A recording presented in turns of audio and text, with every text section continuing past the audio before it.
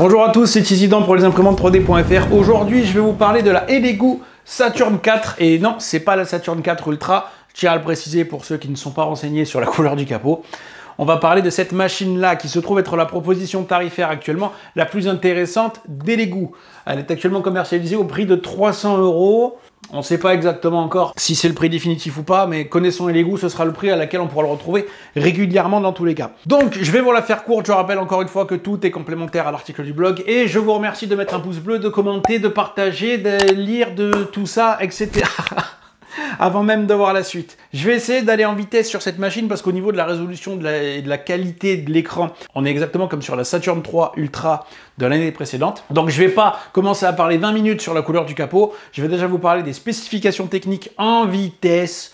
Donc nous avons un volume d'impression, vu que c'est quand même ce qui devient réellement intéressant dans le choix d'une imprimante résine aujourd'hui. Nous avons actuellement un plateau qui fait 22 sur 12 cm et en hauteur, nous pouvons monter jusqu'à 22 cm de haut. Contrairement à la Saturn 3 qui montait à 25 et la Saturn 3 Ultra qui montait à 26. Mais ça, j'y reviendrai en conclusion. Au niveau de la fiche technique de l'écran d'exposition, nous avons un écran dit 12K, mais encore une fois, il n'est 12K que dans une seule direction, pas l'autre. Donc nous avons les mêmes pixels rectangulaires de 19 sur 24 microns que nous avions sur la Saturn 3 Ultra ou sur la M5S, par exemple. Donc je vais pas aller plus loin là-dessus. Alors on va commencer par parler du capot vert qu'on aime ou on n'aime pas. Moi d'ailleurs il est arrivé fêlé ici, donc bon merci Elegoo, voilà, ça fallait que je me venge. Donc un capot à charnière, c'est une première chez Elegoo, en tout cas c'est la première année où ils nous en proposent. Donc moi j'ai installé un petit truc au double face pour le soulever facilement parce qu'il n'y a aucune prise facile comme vous pouviez avoir sur la Creality Allot Mage, comme vous pouviez avoir sur l'Uniformation GK2, donc c'est vrai que vous avez un peu, soit vous mettez vos mains sur le côté, ce qui revient à salir le capot pour que vous ayez de la résine sur les gants, etc. Soit vous mettez, vous imprimez un truc en filament, vous le collez au double face, ça fait très bien l'affaire. Après, à vous de choisir votre forme, l'endroit où vous le placez, etc. Alors je réponds à deux questions qu'on m'a posées depuis que j'ai présenté cette machine en short. D'abord l'envergure, parce que le capot, il faut savoir que quand vous le reculez, il faut avoir un peu de place derrière. Donc si vous voulez placer cette machine sur un plan de travail, il faut prévoir au moins 55 cm d'envergure de profondeur, parce que forcément le plat, si vous le reculez au maximum, vous prenez bien 10 cm derrière sur cette machine. D'ailleurs je vous affiche ici les dimensions exactes de cette machine pour ceux qui voudraient savoir s'ils ont la place dans un meuble ou sur un meuble d'ailleurs. La deuxième question qu'on m'a souvent posée, c'est il paraît que les Elegoo Saturn 4, le capot bloque mal les UV. Alors sur la 4 Ultra, ça me surprendrait pas par rapport à la caméra qui verrait les lumières à travers le capot, ce qui normalement ne devrait pas être possible avec un bon film UV. Là j'ai quand même testé avec ce capot vert, il bloque significativement les UV, du moins il les bloque aussi bien que les capots des autres machines ou des machines précédentes. Donc pas de souci à ce niveau-là, mais dans tous les cas, je vous recommande, si votre machine ne tourne pas longtemps, de protéger votre bac à résine ou de protéger votre machine en gardant le carton dans lequel vous le recevez et en recouvrant la machine de votre carton si vous n'allez plus vous en servir pendant un moment. Ou alors vous imprimez, si vous êtes imprimeur filament, un capot qui va sur le bac. Ça étant fait, on va parler maintenant des accessoires, ou plutôt des accessoires de ce qui compose la machine. Donc le plateau et le bac, alors j'en parle parce que ce sont des nouveautés chez Elegoo. Elegoo nous avait toujours habitués à quelque chose de peu innovant, on va dire ce qu'il en est. Moi, chez les machines Elegoo, il y a quelque chose qui m'a toujours dégoûté par rapport à la concurrence, c'est les bacs. J'ai toujours trouvé les bacs les moins confortables parmi toutes les marques. Les plateaux, on a attendu longtemps à avoir des plateaux à 4 pans parce que longtemps Elegoo a proposé des plateaux à 2 pans, c'était le leveling des machines. Normalement, moi je le fais qu'une fois. Sur ces machines-là, il m'arrivait de le contrôler régulièrement, voire de le refaire assez souvent. Donc là, on a déjà un système assez proche de ce que proposait l'Uniformation GK2. Donc, c'est pas une vis à tourner, c'est un système de pression. Le plateau en lui-même, je vais le dire avant de vous le décrire, parce que c'est un truc, j'ai trouvé ça bien foutu au début, et je peux plus me le voir. Je ne peux plus me voir ce plateau. Alors déjà, là, il est déjà assez lourd en étant vide pour que je le maintienne correctement. Il aurait fallu des espèces d'ailettes sur le côté pour poser les doigts facilement, parce que là, le machin, vous avez aucune prise facilité pour vos doigts. Donc vos doigts, vous le tenez comme ça. Le machin peut glisser n'importe comment, surtout si vous êtes un gros dégueulasse comme moi, qui a souvent de la résine ou de l'alcool, qui fait que le truc n'est pas extrêmement pratique. Alors en plus, si vous imprimez une grande surface, vous êtes presque obligé de mettre la main là. Donc ce concept-là peut mieux faire, on va dire. C'est quand même assez... faut rendre à Elegoo ce qui est à Elegoo. Ce système-là, oui, voilà. Ça, de faire en une seule fois et de virer la vis, oui. La prise du plateau, moins. Ce truc-là, non. Alors, et pourquoi ils ont pensé comme ça? D'après moi, ils ont voulu dire, bah, comme ça, vous savez quoi, vous avez jamais de résine sur le dessus du plateau. Ok, c'est louable. Moi, ça me va parfaitement. Mais à nettoyer, c'est une merde. Que ce soit clair, c'est horrible à nettoyer. Et souvent, surtout moi qui fais beaucoup de petites pièces de test pour trouver les meilleurs paramètres d'exposition, bah souvent, il y a encore une couche de résine phénoménale là-dedans. Donc, pour décrocher, vous mettez votre truc comme ça, il y a de la résine de partout. Donc, vous faites un gaspillage phénoménal, en plus de salir tout. Bon, du coup, je peux plus me voir ce plateau. Clairement, un cadre ici, un cadre pour faire un contour là. J'ai presque envie d'en faire un filament et de tester quelque chose. Bon, après, j'ai peur que ça alourdisse le plateau. Bon, mais ça va me faire rentrer dans des tests de polychinelle. C'est beaucoup d'efforts pour pas grand chose. Qu'est-ce que ça leur aurait coûté de mettre un câble amovible ou inamovible autour, avec qui s'assure que la résine ne rentre pas, même ou métallique, une prolongation de ce truc-là, avec à la rigueur 4 vis, que si jamais on doit intervenir, on enlève les 4 vis. Vous voyez? Ou par le dessus, un truc qui se dévisse. L'Uniformation GK2 l'a fait. Donc, est-ce qu'ils avaient peur? Ou est-ce que chez Uniformation, c'est breveté, ils n'ont pas le droit, ou je ne sais pas. Ce plateau, c'est le truc, à chaque fois, je me dis, mais c'est sérieux, ils ont testé leur machin avant, ils ont imprimé avec. Et vous avez un système que normalement, vous n'aurez pas besoin de vis qui sont cachés sous les caches si jamais vous avez un défaut de plateau ou de leveling. Normalement, cette machine est censée l'auto-ajuster. De mon côté, je n'ai pas eu de souci. Il y a un auto-leveling intégré sur la machine. Vous n'avez pas le besoin de régler votre plateau normalement. Mais les machines avec auto-leveling, la fiabilité ne semble pas être de 100%, que ce soit chez les marques concurrentes ou que ce soit chez Lego. Car précisé. On va parler du bac, que là par contre, c'est pour moi pas loin d'être un sans faute. En tout cas, c'est une excellente proposition. Donc comme je vous ai dit, les bacs chez Lego, je les ai toujours détestés. C'était parmi les bacs que j'aimais le moins. Je préférais chez Anycubic, j'adorais chez Creality, chez Uniformation, j'en parlerai même pas. Et même chez Frozen, les bacs étaient vraiment très confortables. Donc nous avons déjà de gros vis. Voilà, donc prise facilité. Des fois, ça peut paraître ridicule, mais je vous jure, quand vous avez testé plusieurs machines, quand vous passez de l'une à l'autre, il y a des choses qui vous sautent à la tronche. Ça, j'aime beaucoup. Ces grosses vis, donc la prise est facilitée. Le bac est plus grand et plus spacieux que ce qu'on avait sur les machines précédentes. On peut monter jusqu'à 1 litre, là où la Saturn 3 Ultra, c'était entre 600 et 700, allez, peut-être 800, parce que je ne sais plus exactement, mais on n'avait pas 1 litre. Vous ne vidiez pas une bouteille entière de résine. Maintenant, vous pouvez... Bon, voilà. Le bac est fourni avec un film... apparemment PFA, donc là c'est pas un ACF, ça je peux vous le confirmer, qui fait très bien l'affaire pour ce que j'en ai fait. D'ailleurs, je crois ne pas avoir eu de fail avec cette machine. Voilà, donc globalement je suis assez content. Les becs verseurs, oui. Ça, ce sont des becs verseurs. Tout ce qu'on avait avant sur les autres machines concurrentes, ou même chez les machines des Lego, c'était des espèces de petits renfoncements. On appelait ça des becs verseurs parce que c'était censé nous aider à vider la résine, mais on était obligé d'aller extrêmement lentement ou on pourrissait tout. Ça, c'est bien, parce que là, si vous vous y prenez bien, ça ne coule même pas ici, ça arrive là et vous avez une belle chute, vous en foutez pas partout, ça se nettoie facilement, c'est bien. Le seul truc, à la rigueur, que je ne sais pas si ça aurait pu être amélioré ou pas, c'est que quand vous voulez garder votre bac, genre pour le nettoyer à la verticale, bon, forcément, c'est un peu technique avec ça. Bon, moi, je mets mon rouleau de sopalin derrière et je le garde comme ça. Mais le seul petit point de confort discutable, à la rigueur, c'est ça. Mais à refaire, je garde ça. Ça, c'est un sans faute. Il y a le seul bac à la rigueur sur lequel on pourrait dire quel est le meilleur, c'est celui avec de l'Uniformation GK2 qui a un concept complètement différent, mais qui est quand même une galère à nettoyer et à vider. Là, non. La seule différence avec le bac de l'Uniformation GK2, c'est que lui, il se glisse pour se verrouiller. Là, vous avez quand même 2 vis, mais franchement, ils se mettent bien. L'avantage, c'est que les vis sont quand même la taille idéale. C'est-à-dire que vous n'avez pas besoin de visser pendant 15 ans. Vous le faites glisser, vous le mettez là. Quasiment un tour avec ça, il est vissé. Vous n'avez pas besoin de visser parfois sur certaines machines, notamment la Mars 4 Ultra. Vous vissez, vous faites pas mal de tours pour verrouiller votre plateau. Bon, là, c'est pas le cas. On va parler de la connectique de la machine qui est un point négatif, du moins par rapport à la Saturn 3 Ultra. Tout est à l'arrière de la machine. Alors, selon votre environnement de travail, selon tout ce que vous posez à côté, selon si vous avez plusieurs machines, ça me déplaît. Parce que, bon, que la prise d'alimentation soit à l'arrière, ok, mais à la rigueur, je préfère qu'elle soit à l'arrière au milieu, parce que la prise d'alimentation, normalement, vous n'êtes pas censé la manipuler souvent. Donc là, vous savez que votre cordon va arriver ici. Ensuite, vous avez la clé USB derrière, sachant que cette machine ne dispose pas de Wi-Fi. Vous êtes obligé d'utiliser une clé USB. Donc vous êtes obligé de débrancher, rebrancher à chaque fois que vous envoyez un fichier. Et la mettre à l'arrière droit, heureusement que c'est côté droit, mais c'est quand même à l'arrière, c'est dommage sur une machine pareille. Et le bouton d'alimentation aussi, bon, c'est vraiment un point dommageable. C'est vraiment un point dommageable. Vraiment. Ensuite, on va parler de cet écran de contrôle vertical qui est un parti pris. Je veux dire que c'est un parti pris, je vais pas dire que j'aime bien ça, je vais pas dire que je l'ai trouvé sympa, ça me va pas, moi personnellement, mais là c'est encore une fois c'est personnel. Il fait 3,5 pouces, donc comme les autres, mais le fait qu'il soit à la verticale. Bon, l'avantage encore une fois sur cette machine, vous n'avez pas de Wi-Fi, enfin dans ce cas là c'est un avantage, je vais vous expliquer pourquoi. Parce que vous n'avez pas besoin de rentrer un code Wi-Fi à 16 caractères avec des caractères spéciaux, etc., etc. Donc à la rigueur, vous avez que des boutons, vous pouvez ne pas trop vous plaindre. Au niveau de l'interface, nous avons, pour ceux qui ont vu des reviews sur la Saturn 4 Ultra ou même par rapport à la Saturn 3 Ultra, nous avons une interface quand même simple.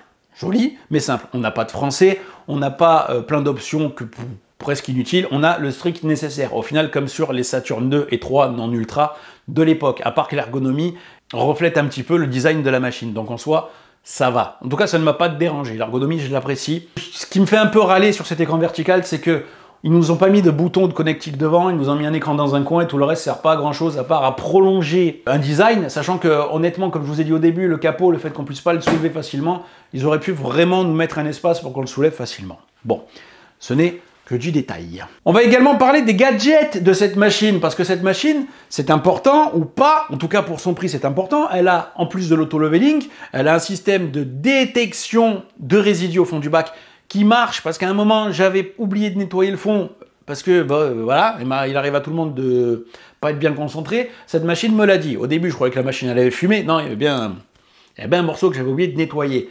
Donc, ça m'a sauvé mon film à ce moment-là, je pense.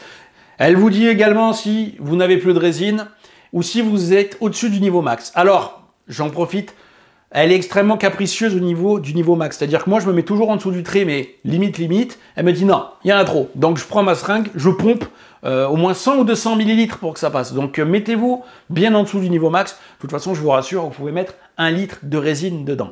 Voilà. Également, je ne sais pas comment cette résine comprend le niveau max, donc si jamais, comme moi, vous avez un meuble qui n'est pas de niveau, soyez prudent, parce que je ne sais pas si votre meuble est de niveau ou pas, si elle va se rendre compte de la différence ou pas. Et également, si vous n'avez pas assez de résine, elle vous le dira. Alors le problème, c'est pas qu'elle vous le dira que vous n'avez pas assez de résine, c'est qu'elle vous dira qu'il n'y en a plus. C'est-à-dire que s'il n'y en a pas assez pour finir votre pièce, elle ne s'en rendra apparemment pas compte. Je vais vous parler un peu du bruit émis par cette machine.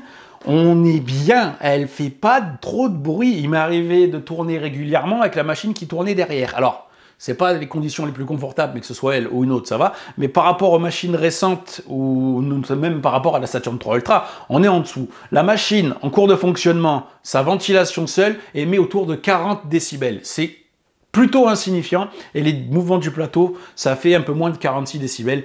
Tant qu'on est en dessous de 50 pour une imprimante résine, c'est bon.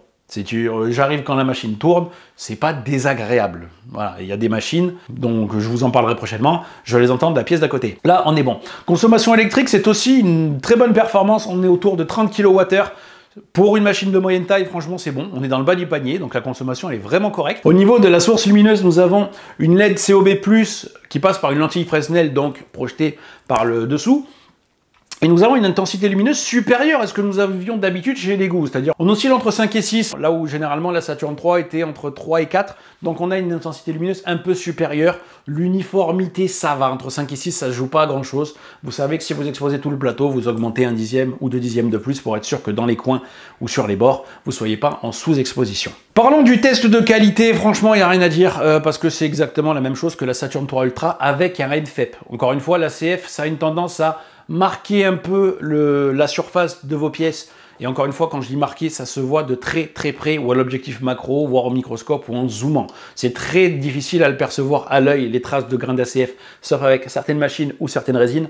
Sur la Saturn 3 Ultra, je trouve que je le voyais quasiment pas. Là, nous avons donc un NFEP, donc il n'y a aucune chance de les avoir. Donc nous avons la même qualité que ce que nous pouvions avoir avec cette Saturn 3 Ultra, et de toute façon je vois pas comment il aurait pu en être autrement vu que c'est la même source lumineuse, même si c'est pas la même technologie lumineuse. Mais en soi, les pièces que je fais habituellement pour les comparer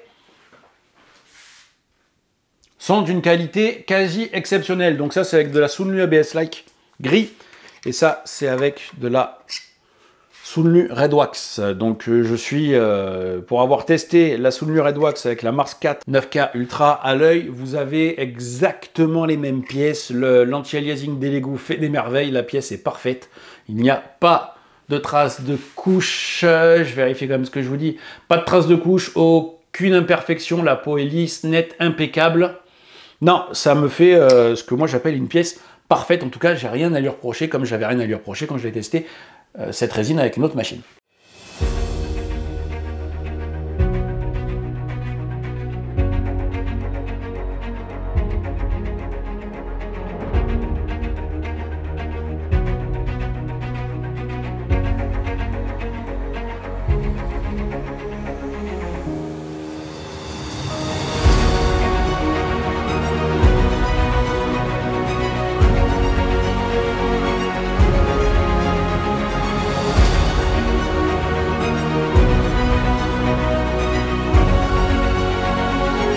De 18 microns. Donc là, on a du 24 microns pour prendre la valeur la plus élevée. C'est très très bon. On parle de 6 microns de différence. À l'œil, personne ne peut voir ça. Que ce soit clair. Ou alors, vous êtes des faucons, à l'inverse de moi, qui suis un vrai... La vitesse de cette machine, donc j'ai fait mon test habituel, je mets une tour Eiffel de 12 cm, je surexpose volontairement à 2,50 secondes, je mets une seconde de repos et je laisse les paramètres de levage recommandés par cette machine. Ça prend 7h37. Il s'agit malheureusement de l'imprimante résine de moyenne taille la plus lente que j'ai eu entre les mains ces dernières années. Alors je n'ai pas eu la Saturn 3 non Ultra, donc je ne peux pas vous dire, mais il est évident que nous sommes moins rapide que la Saturn 3 Ultra qui sortait la pièce en 5h50 de mémoire, moins rapide que la M5S Pro, moins rapide que la Halotmash Pro. C'est là, à mon avis, où la différence peut se jouer avec la Saturn 4 Ultra. La Saturn 4 Ultra est dite pour imprimer beaucoup plus vite. N'ayant pas eu la machine, il suffit de se rendre dans le slicer. Il semble que la Saturn 4 Ultra peut aller avec son système à peu près 60 à 70 fois plus vite. Néanmoins, prenons des pincettes quand même avec cette vitesse. Je parle de 7h37. Encore une fois, je surexpose volontairement et tous mes tests de vitesse sont donnés sur des paramètres d'exposition de 2,50, ce qui en soi ne représente pas combien vous allez exposer avec cette machine. Le fait qu'elle dispose d'une source lumineuse supérieure aux autres de pas grand chose va vous permettre d'exposer moins que par exemple la Saturn 3 Ultra. C'est-à-dire que ça va dépendre de vos résines, mais globalement vous allez exposer entre 0,1 et 0,3 secondes de moins par couche. Sur une pièce de 3000 couches, ça va représenter une différence. Donc sur une pièce de 12 cm de mémoire, ça fait 4000 couches. Vous savez que vous allez gagner 0,3 fois 4000 couches. Et j'ai pas envie de compter, il y a trop de zéros. Et je vous montre les autres tests que j'ai fait. Je suis pas allé trop loin dans mes tests parce qu'Elegoo m'a envoyé une bouteille de résine, Elegoo standard. Donc quand il m'envoie qu'une bouteille de résine, je vous cache pas que j'ai pas envie de bouffer 10 litres chez moi. Donc j'ai quand même... Si vous me connaissez, vous savez que la résine Elegoo standard, j'aime pas ça. Donc j'ai pris mes résines à moi. J'ai pris, cela dit, j'ai pris de l'Elegoo 8K qui me restait. Et j'ai pris de la Sunlu Red Wax. Que ça, j'aime beaucoup la Sunlu Red Wax d'ailleurs. Donc là, j'ai fait un Sephiroth qui est sorti en une seule fois sur cette Saturn 3. Bon, les ailes sont parfaites. Alors comme d'habitude, vous savez que moi j'enlève mes supports à l'arrache, que j'ai pas bien regardé. Il y a des ailes qui sont pas belles. Voilà. Ça, c'est pour vous montrer de loin. Ensuite, j'ai fait le fichier de Nerickson du mois de mai. Lara, la forgeronne. Encore une fois, tous les liens de ces fichiers, s'ils vous intéressent, sont sur le blog.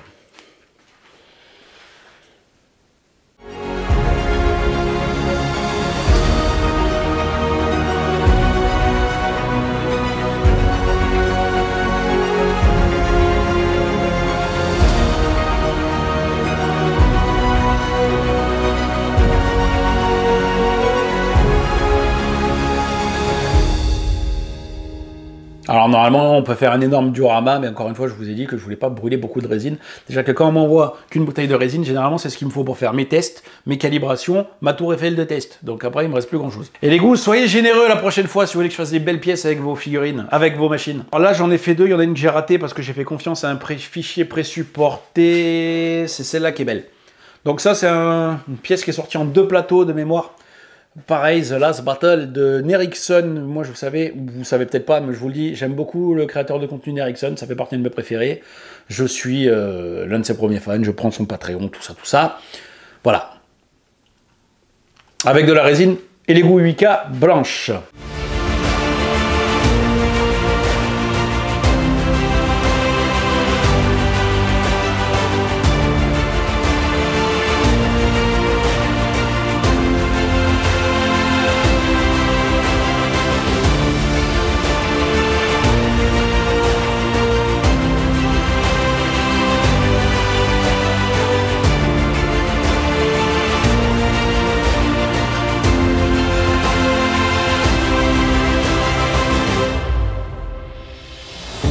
Et ça sort plutôt bien. sort même très bien. Attaquons maintenant la conclusion, les points positifs de cette machine. Le capot à charnière, même si quand on réfléchit bien, il y en a chez Frozen maintenant, il y en a chez Creality depuis l'année dernière, et il y en a chez Uniformation 3D qui sont plus chers. Mais encore une fois, c'est en corrélation avec le prix, j'en parle pas beaucoup, mais le produit devrait être commercialisé autour de 300 €. 300 €, avoir un capot à charnière, c'est déjà ce que je trouvais incroyable avec la Creality à Mage. Je trouve ça encore plus incroyable avec les Lego Saturn 4. Parce qu'on est à la même proposition. Donc voilà, on a quelques gadgets qui sont les bienvenus, qu'encore une fois on n'avait pas sur la Mage, mais c'était une machine de l'année dernière. Donc 300 €, un auto-leveling, une détection de fail, quelque chose qui va vous dire si vous avez quelque chose au fond du plateau pour débuter, c'est bien. Le bac, le meilleur bac du monde, voilà, je vous le dis, le bac le plus pratique à vider, à nettoyer, à visser. Le plateau peut mieux faire. Le plateau, je vais pas le mettre... allez, si, je vais mettre le système de fixation au-dessus. On va féliciter la prise de risque, encore une fois, pour ce prix. 300 balles, un plateau qui n'a plus le vis énorme au-dessus, plus tous ces gadgets-là. Franchement, tout ça avec le prix, parce que le rapport qualité-prix, c'est ça qui rend la pièce extrêmement intéressante. C'est ça qui rend la machine vraiment intéressante. 300 balles, bac, génial, meilleur bac du monde. Ouais, je vous le dis, il n'y a pas une concurrente qui a fait mieux au niveau de la facilité de le vider, déjà. Le plateau fixation à une vis, c'est bien. Le capot à charnière, voilà, comme je vous ai dit, on pourrait encore un peu faire mieux, mais c'est déjà mieux que ce qu'on avait avant. Faut le dire. Et en point positif, en plus, c'est l'une des machines les plus silencieuses de moyenne taille que j'ai pu essayer. On n'a pas de purificateur d'air intégré qui, si vous voulez mon avis, ça n'a jamais servi à quoi que ce soit, ces machins-là. Mais pour ceux qui veulent limiter davantage ça, là, on ne pourra pas en mettre un. Après, vous pouvez toujours en acheter en option qui se recharge en USB. Vous le mettez, vous appuyez. Et de toute façon, vous avez une connexion pour les Lego MarsMate au fond à gauche. Donc, vous pouvez brancher les Lego MarsMate dessus. Et si vous êtes soucieux de la toxicité de vos résines, quitte à vouloir un mini purificateur d'air, investissez dans les Lego MarsMate qui est d'une efficacité redoutable. En point négatif, voilà, le plateau est salissant et difficile à nettoyer, surtout si vous faites des petites pièces ou si vous voulez récupérer souvent votre machine. Pour un imprimeur taré comme moi qui veut imprimer vite, quand la machine a terminé, je récupère le plateau de suite. C'est vrai que c'est pénible. La connectique, au fond, c'est pénible. Et en point négatif, elle est quand même un petit peu plus lente. L'écran vertical, c'est un parti pris, donc je vais pas mettre ça en point négatif, mais ça peut se discuter. Donc globalement, vous savez ce que je pense de cette machine. Est-ce que c'est une bonne machine? Oui, c'est une proposition tarifaire excellente et c'est aujourd'hui, sincèrement, je le pense, la meilleure machine pour commencer l'impression 3D résine en fonction du prix. À 300 balles, une machine que vous n'aurez pas besoin de régler le plateau. Encore une fois, moi, ça je m'en fous. Mais pour ceux qui n'ont jamais fait ça, ça peut être intéressant. Le bac, génial. Une machine qui vous dira quand même si vous avez oublié de nettoyer le fond de votre bac, bien pour les débutants aussi, génial. Néanmoins, bien entendu, si vous avez déjà une machine avec un écran 8K ou 12K de moyenne taille, si vous avez une Mage Pro, une M5S, M5S Pro ou une Saturn 3 ou une Saturn 3 Ultra, je ne vais pas vous dire de changer votre machine. Vous allez changer pour gagner un peu de confort au niveau du bac ou au niveau du capot, mais en soi, vous ne verrez pas de différence sur l'impression de vos pièces. Mais globalement, je vous jure que les premiers jours où je l'ai reçu, à chaque fois que j'appuie sur tous les boutons que je testais, j'ai dit, ça vaut 300 balles ça. Ça vaut 300 balles. Non mais je vous le dis, sincèrement, une machine comme ça qui aurait été commercialisée à 500 €, je l'aurais déjà trouvé à un bon rapport qualité-prix.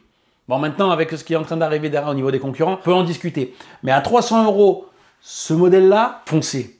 Si vous voulez commencer l'impression 3D résine, ou si vous voulez acquérir une machine de cette taille-là, ou de ce détail-là, c'est la meilleure proposition par rapport au prix.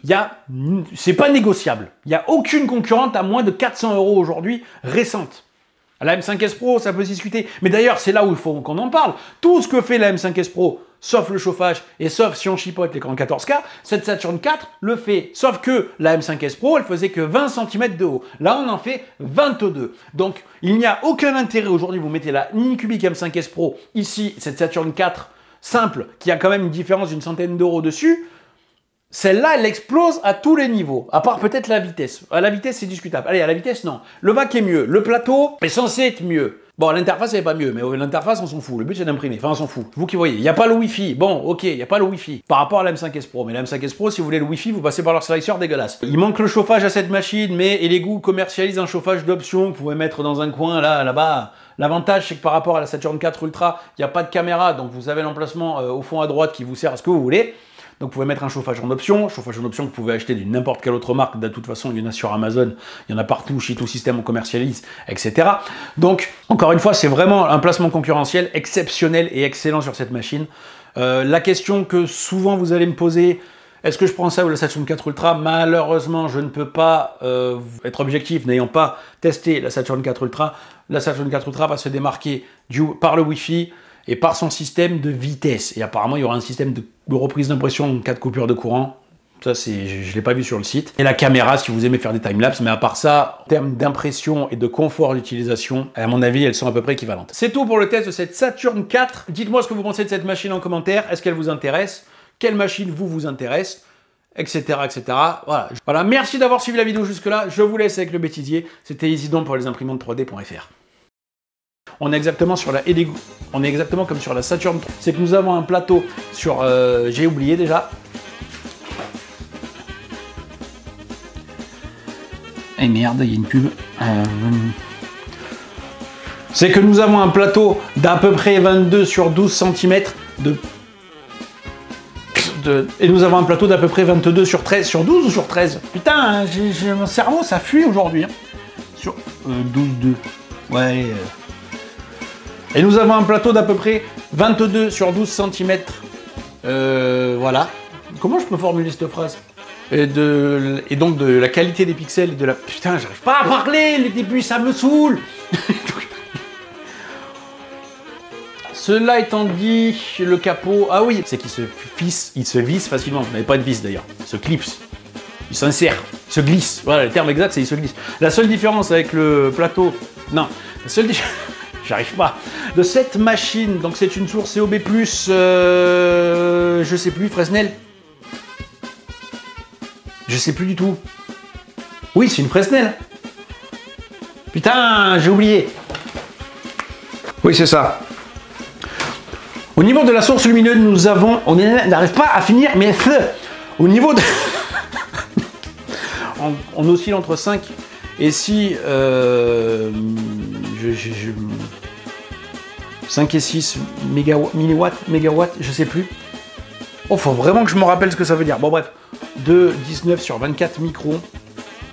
Oui, c'est ça. De 19 sur 24 microns.